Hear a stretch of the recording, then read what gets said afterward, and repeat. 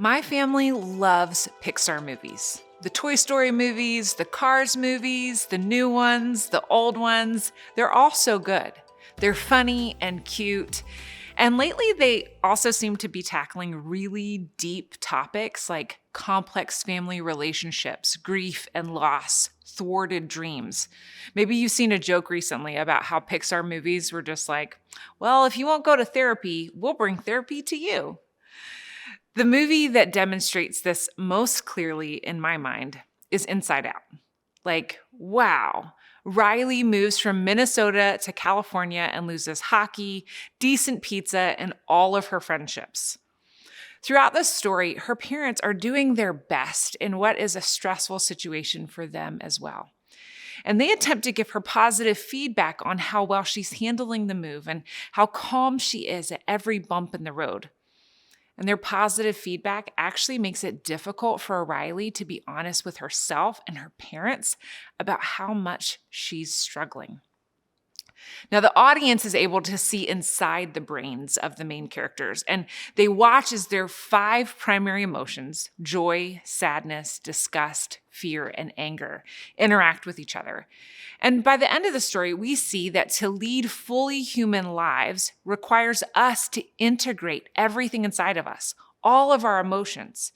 If joy is the only emotion allowed to be in control, it actually does damage.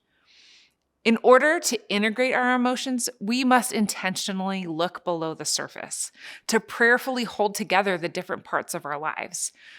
And the degree to which we integrate these different parts of our lives is the degree to which we will live like Jesus. We're in a series on the deeply formed life, a book by Rich Villodas, and the series that he preached at his church, New Life Fellowship in New York. We're learning together that the purpose of being a Christian is not to cross the chasm of our sin to join Jesus in heaven. The purpose of being a Christian is to see Christ formed in us. And Jesus wants to transform all of our lives, not just the surface, not just the outside. Jesus wants to transform our whole lives, especially our inner lives. Now, this transformation can be tricky to navigate, because most of us have already received messages about our inner lives, and often these are conflicting messages. For instance, maybe you've heard the message that it's permissible and acceptable for women to be sad, but it's not permissible or acceptable for women to be angry.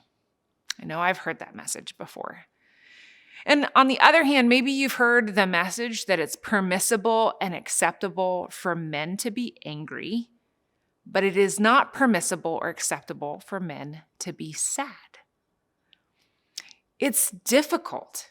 It's difficult to be transformed by Christ when we've been formed by our culture.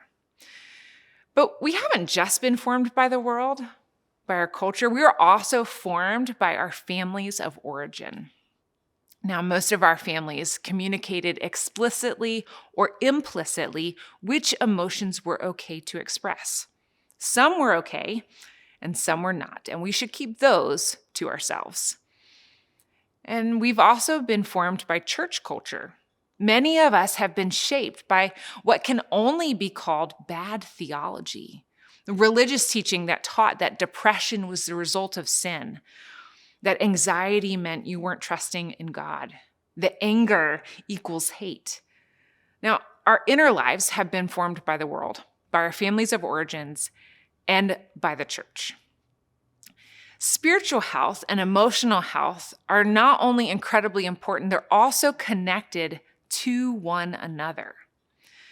Last year, we read Pete Scazzero's book, Emotionally Healthy Spirituality. And in fact, if you were here for the first time, we'd love to give you a free copy of that book. After you fill out your connection card and drop it in the bucket, pick up a book.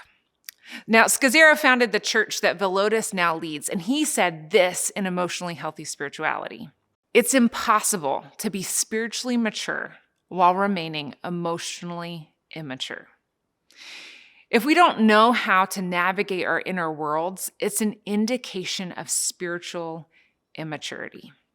Now, one of the things we do here is we have chat questions. So turn to one another, put it in the chat. If you engaged with emotionally healthy spirituality, how would you summarize it? And if you didn't, what intrigues you about it?